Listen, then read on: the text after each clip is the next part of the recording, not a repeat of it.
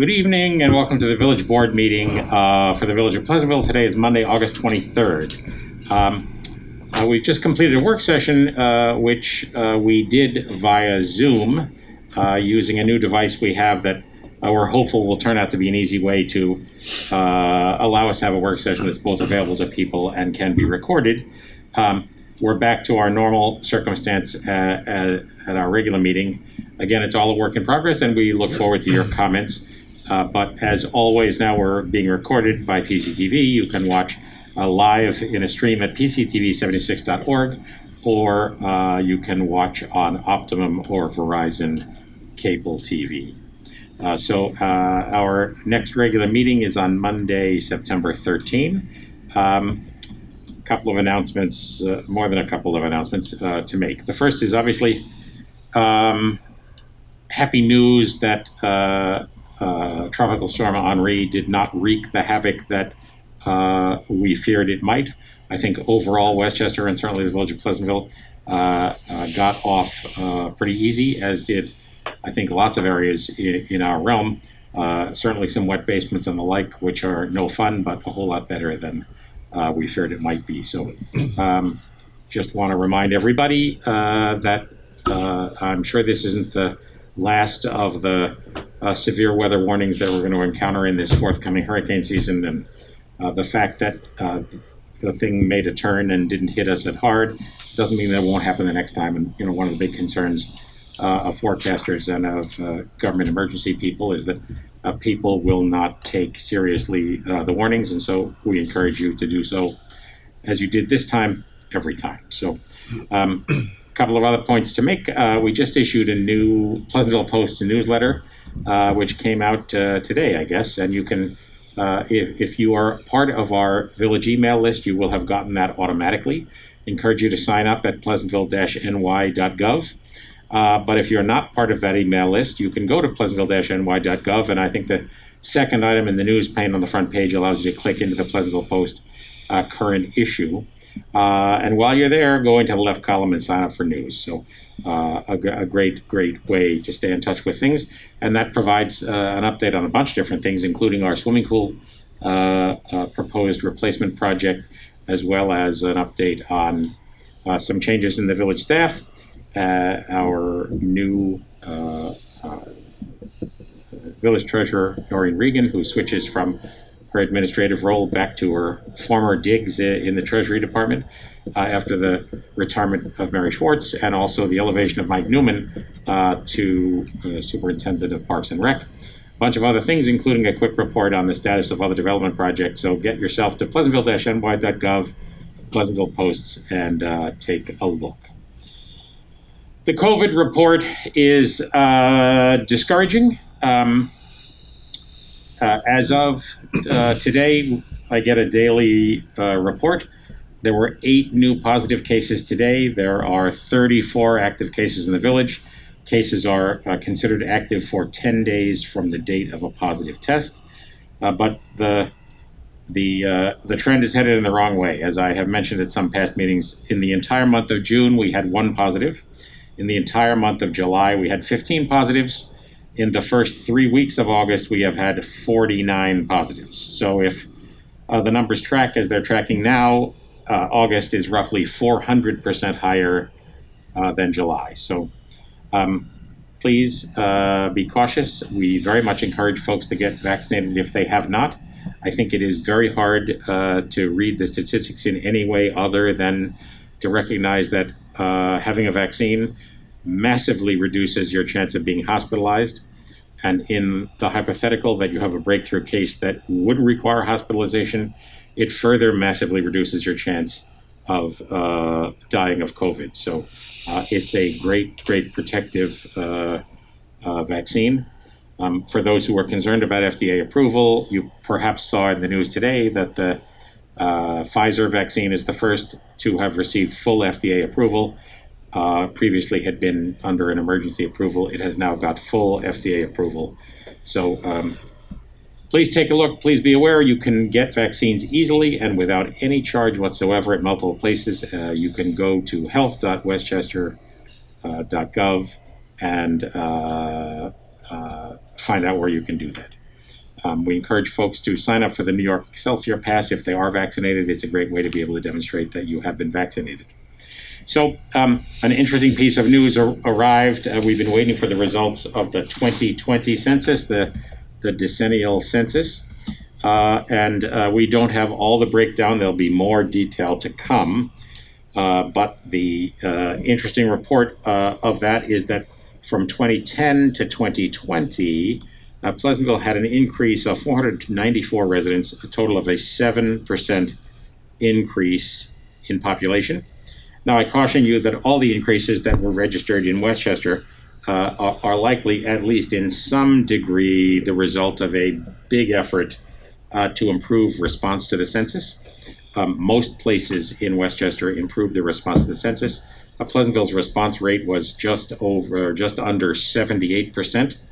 Painful fact that 22% of Pleasantvilleans did not reply to the census, despite our constant entreaties. But that 77.7% response was higher than it was in 2010.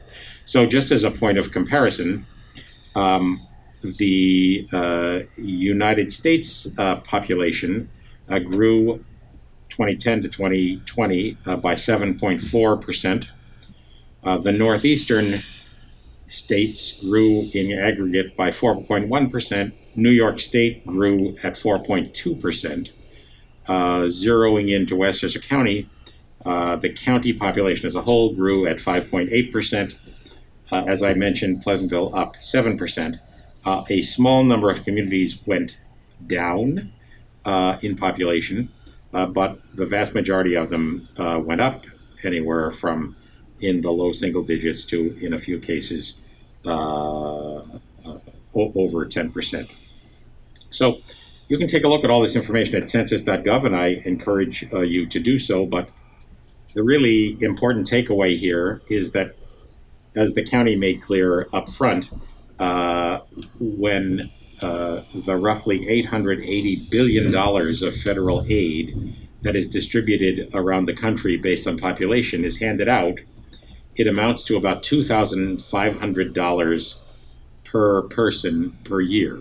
So an undercount of a single person costs the county $2,500 in its share of federal aid. So the really extraordinarily good news here is that the change of 2010 to 2020, an additional 55,344 persons, equates to $138 million of federal aid per year. So interesting news, interesting report, ultimately great news for the county to get more of its fair share, and great news to think that we have responded better than we did in 2010. Interesting to note, just as a little point of history, that in the 1980 census, the village of Pleasantville lost 5% of its population. In the 1990 census, it lost another 2% of its population. In the 2000 census, it gained 9%, which essentially brought it back to roughly the population that existed in 1970. And then in 2010, gained 4%. Lost 2% in 2010, down to 7,019. So by today's census, we're at 7,513. That is a historic high, but not anywhere near as high as one might expect if you look back in the history. So census.gov, there'll be more information coming to us in the coming months, but it at the moment has just been released in the first batch of data in aggregate, and part of that has to do with the contentious business of redistricting, which is ongoing. If I recall correctly, New York State loses one congressional seat. Am I right? Do you recall? I think so. Yeah. Yep. All right. Tonight, Monday, August 23rd, at about midnight, the momentous event in New York State is that we get a new governor. Andrew Cuomo departs the governorship, and at 11:59 or at midnight, Kathy Hochul, the lieutenant governor, becomes the governor of New York State. So We look forward to engaging her on matters that have to do with Westchester and with Pleasantville. I can report in my involvement with the New York Conference of Mayors, Kathy Hochul, in her role as Lieutenant Governor, has been extraordinarily accessible. Clearly, she's going to have more on her plate in this new role, but we look forward to her service as governor. I mentioned the last time, and the county has reported again, that West Nile virus has been found in the county. It's really important that folks try to get rid of standing water to keep mosquitoes down. After the wet weekend and the dampness of today, there may very well be standing water. Please get rid of it so we can avoid a significant outbreak of West Nile. We have enough bad stuff flying around without adding to that. As I mentioned in the Pleasantville Post, we have a report of the plans we have proposed for the Pleasantville pool. There is a one-sheet document we've been handing out at the pool, which is also available at our website, pleasantville-ny.gov, that shows a rendering of what the new pool might look like and has a Q&A on the back that I think answers most of the questions that folks might have. We had a Zoom town hall meeting last Thursday, the 19th, specifically on this subject, and shared the screen to show various aspects of the pool project. So if it's a matter of interest to you, you can pick up that on demand at pctv76.org and take a look at that. But you can also go into the special projects tab at pleasantville-ny.gov and see more information about the pool. So I would say that the circumstances are, after our town hall meeting, a number of useful suggestions were made. Most of them were modest tweaks of the project, and in general, I think we've gotten ratification of the overall plan. So it's our expectation that we're going to give Steve Rimkunis, our engineer, the green light to make these changes that we've discussed, but to go ahead with the final plans that would allow us to get health department approval and ultimately to put it out to bid. We do believe that the project is a roughly $3 million plus capital investment, and we're modeling several different ways in which we may pay for it, but I believe that a combination of a modest increase in pool membership fees and a contribution of somewhere in the neighborhood of $40 per household as a tax increase to pay for it gives us the reasonable likelihood of being able to make this happen. There's every possibility as we start getting further into it, we may have to cut and paste a little bit to reduce costs if need be, but stay tuned. I think all in all, the board's excited about it, the rec department's excited about it, and I think most of the people who care a lot about it seem quite excited as well. A shout out to Troy Tassier, who's been the chair of our pool task force. He has been tremendously aided by Jim Kennedy, who Jim and his family have been core people for the Pleasantville pool for some decades. There are a dozen or so other people involved in the task force. It's been a great bunch of folks, and we thank you for that. Anybody who has any comments on this one way or the other, suggestions, comments, whatever, we still have an active email address, pool@pleasantville-ny.gov. If you send an email there, all the members of the board will get it, so head off for it if you wish. As I've mentioned in the past, the village confronts the question of how to address the two options presented to us by the legalization of marijuana in New York State. We have the right as a village to opt out, if we so choose, from allowing retail sales in a licensed dispensary and or opting out from on-site consumption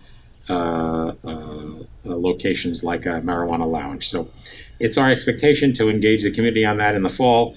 It's a decision that we have to make by December 31 for a bunch of logistical reasons having to do with the timing of elections. In the hypothetical that the decision we make would be challenged, it's likely that we will actually arrive at a decision about what to do in the fall, but not formally act on it until into December.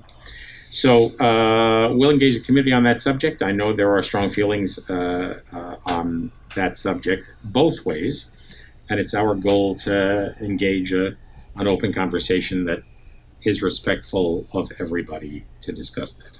So, as I mentioned before, we have an opening on our Zoning Board of Appeals, and if anybody is interested in serving in that role, they should let us know, an email to me, to Eric, Marcy, or to Alyssa. All of our emails are on the website.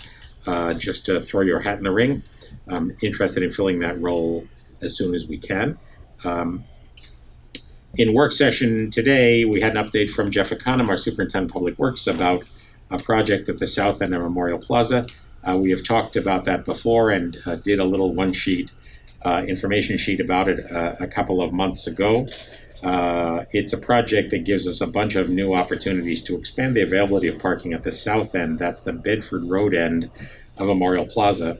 That's a location we're seeing increasing activity, in part because of the success of some of the new businesses and restaurants that are right around the corner on Bedford Road that don't have any parking available, not even parallel parking in front.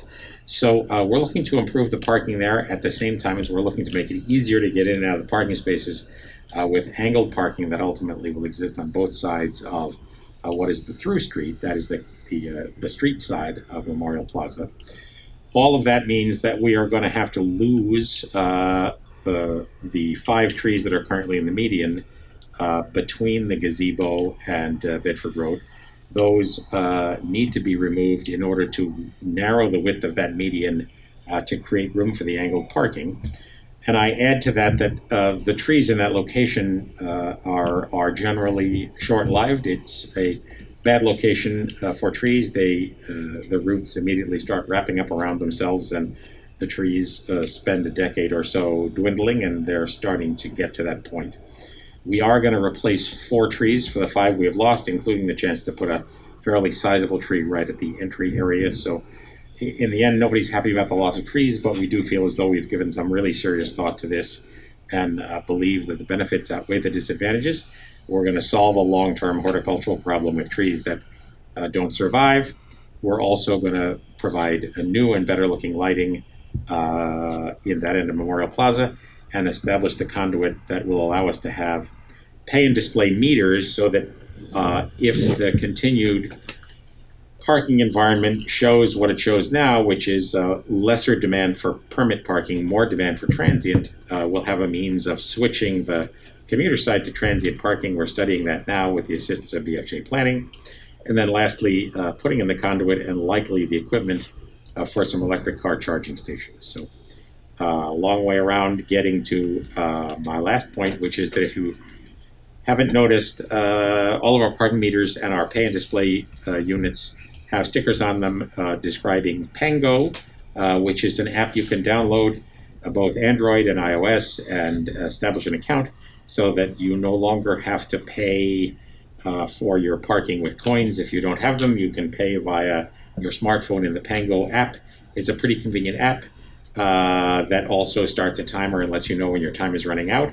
And if you're parked in a location that allows you to extend the time, you can extend it remotely through the app. So there's a 16% service charged by Pango, which for the average, say, $1 or so of parking is only 16 cents. And you can make your decision as you wish. All the meters still accept coins as they always did. Anything else? Long. Have I used all the oxygen in the room? That was impressive. I just wanted to give a shout out to the Pleasantville Volunteer Fire Department.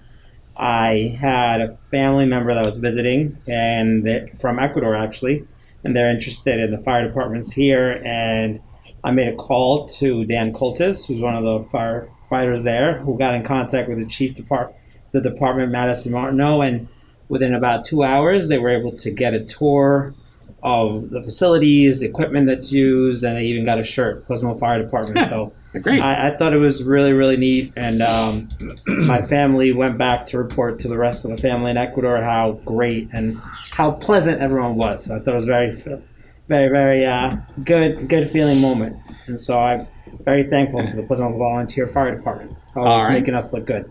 Well, and COVID permitting, maybe they'll offer a tour when you go to Ecuador. There you go. Exactly. Anything else? Michael? Music scene report, anything? Nothing? Nothing to report. We're stuck in the dog days of August. It was great to see our sports fields full today of kids. That's not really a village board thing, but right. That was pretty exciting. So fall sports for high school are up and running, which is great. And I think, further to that, the takeaway is, clearly none of us wanted to be in the position we're in right now. In June, it felt as though maybe we had kicked COVID to the curb. The Delta variant has come back with a highly transmissible vengeance. But I also think it's clear that with the advantages of the vaccine and with cautious masking in indoor environments, we can manage it. And it's possible, maybe even likely, that that's the way the world will look for a good long while. So please pay attention. All right. With that, you two are in for a tag team here. Number 208, Paul. Okay. Resolved that the Board of Trustees hereby approves the request from Steve O'Neill, 215 Edgewood Avenue, to hold a block party and thereby close Grove Street on Saturday, September 25th, 2021, from 9 a.m. to 11 p.m. Is there a second? Second. So, no surprise here. Grove Street is near legendary for great parties, and we are happy to approve it. All in favor? Aye. Aye. Motion approved. 209. Resolved that the Board of Trustees hereby approves the minutes of the regular meeting held on August 9th, 2021. Is there a second? Second. Comments or corrections to the minutes of August 9th? No. All in favor? Aye. Aye. I have to abstain. It was not All there. right. Michael, you have to vote yes or it won't pass. Yes, of course, yes. Which you're entitled to. So, Oh, I didn't know that. I'm entitled to do that. we have to have 3 votes in order to pass. So if we engage a contentious matter, it will have to be tabled. But I think the minutes of August 9th are not in that category. Yep. All right. Paul, 210. Resolved that the Board of Trustees hereby approves the following budget amendments for the fiscal year of 2022 as listed below. $5,205 from the Clinton Street Center repairs and maintenance to account of the Clinton Street Center repair and maintenance of, again, $5,205. Is there a second? Second. So it's a subtle distinction from A677.1 to A6773 for those of you who are counting. Mm-hmm. All in favor? Aye. Aye. Motion approved. One good piece of news. The Clinton Street Center is with the assistance of a community development block grant and support both from the village as well as Pleasantville Housing Development Fund Corporation. An emergency generator is going in that can keep the Clinton Street building operating in a power outage, not only the apartments upstairs, but also the senior center downstairs, which is great news for us in the hypothetical that we needed to maintain a warming station or a spot for people to come and charge phones and the like. We haven't had that before, and we will have it going forward. Excellent. 211, Michael. Resolved that the Board of Trustees hereby approves the abstract for payment of claims dated August 23rd, 2021 for fiscal year 2022, covering check numbers 101186 to 101305. From the general fund, $254,438.76. From the water fund, $19,801.02. From the capital fund, $20,755.52. For the refuse fund, $18,819.84. From the trust fund, $3,025 for a total of $316,840.14. Is there a second? Second. Just want to point out, as is often the case with our abstract of claims, it includes some payments that are advised to us and authorized by the steering committee of Pleasantville Strong. Those are federal monies that the village is the fiscal agent for, but we include these payments for Pleasantville Strong at the approval of the Pleasantville Strong Steering Committee, and that's the case in this as well as many other abstracts of claims. All in favor? Aye. Aye. Motion approved. 212. So I just had a quick question. Would I be reading all the amounts as well in the box on the table? No, you can say as further stated in the record. Okay, perfect. Thank you. whereas there are presently pending before the New York State Supreme Court, County of Westchester, a series of tax certiorari proceedings titled MTR of Prime Petroleum Service Incorporated versus Village of Pleasantville et al. And the Supreme Court West, index number 9813-11. And whereas these proceedings challenge the real property tax assessment of property located on Bedford Terrace as identified as Section 99.19, Block 2, Lot 65 on the tax map of the Village of Pleasantville, and where this proceedings challenge the assessment of this tax parcel as established by the Village of Pleasantville in assessment years 2011 through 2021, and whereas proposed terms of settlement have been reached providing for a disposition of the claims asserted in these proceedings, and whereas the Village Board of Trustees has obtained the advice and assistance of its counsel, Keenan Bean, PC, with respect to the proposed terms of settlement and duly considered the same, and whereas pursuant to these terms of settlement, the 2014, 2015, 2017, 2019, and 2021 village proceedings will be resolved with no change in the assessment established in these years, and the 2011, 2013, 2016, 2018, and 2020 assessments of the tax parcel involved in these proceedings will be reduced, thereby giving rise to village tax refund. And whereas a result of these reductions, the Village of Pleasantville tax refund will be due in an amount equaling approximately $6,536.15, as specified below. Now, therefore, be it resolved that the Village of Trustees authorizes the settlement of these proceedings to adjust the annual village assessment of the aforementioned tax parcel for assessment years of 2011 to 2021 with associated village tax refunds as follow. They are stated here below and attached. Be it further resolved that the village administration and Keenan Bean PC as attorneys for the Village of Pleasantville are hereby authorized to take the steps necessary to effectuate these terms, including execution and entry of a consent, judgment, and payment of refunds required under the above authorized terms of settlement. Is there a second? Second. So that storm of words, I think there's a paragraph for every one of the 11 years, results in a net tax refund, as Paul mentioned, $6,536.15. All in favor? Aye. Aye. Motion approved. 213. Resolved at the request of the Pleasantville Strong Board, the Village Board of Trustees hereby authorizes the hiring of Filomena Valente as part-time media assistant consultant for Pleasantville Strong at the rate of $30 per hour, effective August 24th, 2021. Is there a second? Second. All in favor? Aye. Aye. Aye. Motion approved. 214. Paul. Resolved that the Board of Trustees hereby approves the appointment of Jalen Laboy of the Village of Pleasantville Police Department as Community Service Worker, Job Code 138-01, CSEB, Wage Schedule B, Step 1, annual salary of $46,265, effective August 24th, 2021, with a start date of August 24th, 2021. Said appointment is subject to probationary period of not less than 12 weeks to a maximum of 52 weeks and contingent upon the completion of conditional job offer pre-employment requirements. Is there a second? Second.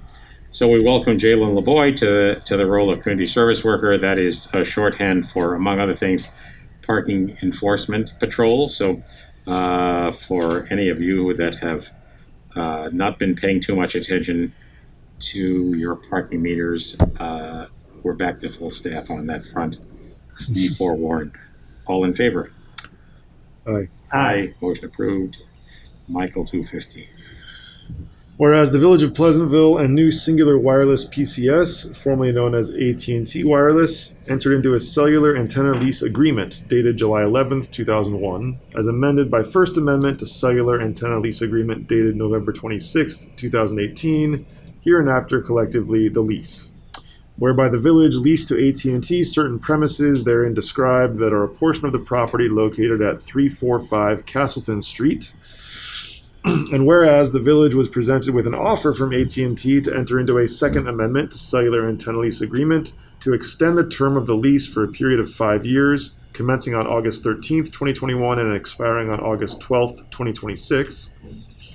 And whereas, among other things, the Second Amendment to Cellular Antenna Lease Agreement provides AT&T with the right to extend the term for 4 additional 60-month terms, which shall automatically renew without further action, unless AT&T notifies the village in writing of AT&T's intention not to renew the agreement at least 12 months prior to the expiration of the current term or any extension term. And now, therefore, be it hereby resolved that the Village Board determines that the Second Amendment to Cellular Antenna Lease Agreement to extend the term of the lease will have no significant adverse impacts on the environment, and hereby issues a negative declaration under the State Environmental Quality Review Act for the lease extension. And it is further resolved that pursuant to the provisions of Section 1-102 of the New York State Village Law, the Village Board does adopt this resolution agreeing to enter into a Second Amendment to Cellular Antenna Lease Agreement. Is there a second? Second. Again, a string of words authorizing the extended lease of AT&T Wireless on the cell tower that is at the Sawmill River Parkway end of Castleton Street. Comments, questions? I didn't see any changes to the actual the tower or any of its... Right, there's no changes. No changes, okay. Anticipated to the tower. So. They're not the only operator on that tower, but this addresses their piece of it. All in favor? Aye. Aye, motion approved. 216. Paul. Whereas the New York State Retirement Systems requires that an elected and appointed officials who are members of the New York State Retirement System report their time, and whereas the New York State Retirement Systems requires that we set a standard workday for elected and appointed officials, and whereas the New York State Retirement System requires that these hours be reported based on a timekeeping system, now therefore be resolved that the Board of Trustees of the Village of Pleasantville hereby establishes the following standard workday for the following employee and will report these days worked to the New York State and local employees' retirement based on a record of activities maintained and sustained and submitted by the village clerk by the following employee. Appointed official, George PappasRes, 28 hours, 6 days a week. Term begins April 21st and goes through April 22nd. There is a record of activities days per month, 1.56, and the record was submitted. And it's attached to this resolution. Is there a second? Second. Comments, questions? All in favor?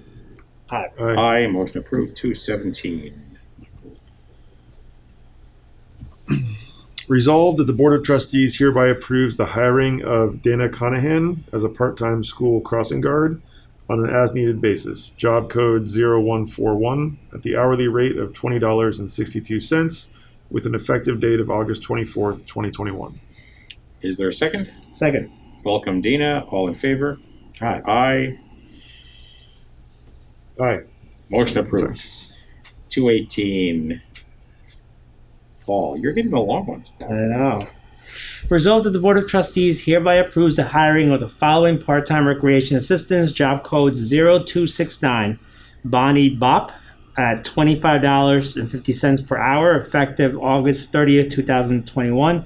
Panther Club, all of them are under A7330.101, and that's when I mentioned Panther Club. Renee Friedman at $20.50 an hour, effective August 30th, 2021. Diana O'Halloran at $25 per hour, effective August 30th, 2021. All of them actually, I will say, are effective August 30th, 2021. Just the difference will be the name and rate. Phil Salamoni, $20.50 per hour. Daniel Sanchez, $20.50 per hour. Marianne Tiffany, $20.50 per hour. Carolyn Casarella, $20 per hour. Anita Levine, $20.50 per hour. Lynn Parsons, $25 per hour. Eric Casarella, $20.50 per hour. Sabrine Basaid, $20 per hour.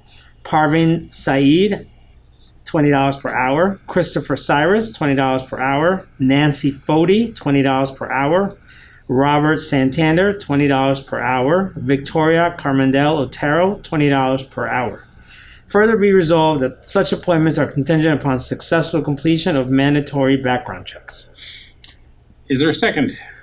Second. So as is clear, we're ramping up to reestablish our Panther Club after-school program that takes place at Bedford Road School. The difference in rates you see here reflect, in some cases, a supervisory role, and in some cases, an increase associated with longevity. All in favor? Aye. Aye. Aye. Motion approved. 219. Resolved that the Board of Trustees, based on the recommendation of the Village Superintendent of Recreation, hereby authorizes the salary increases effective August 30th, 2021. Lynn Parsons, $25 an hour. Eric Casarella, $20.50 an hour. Both effective August 30th for the Panther Club. A7330.101. Is there a second? Second. All in favor?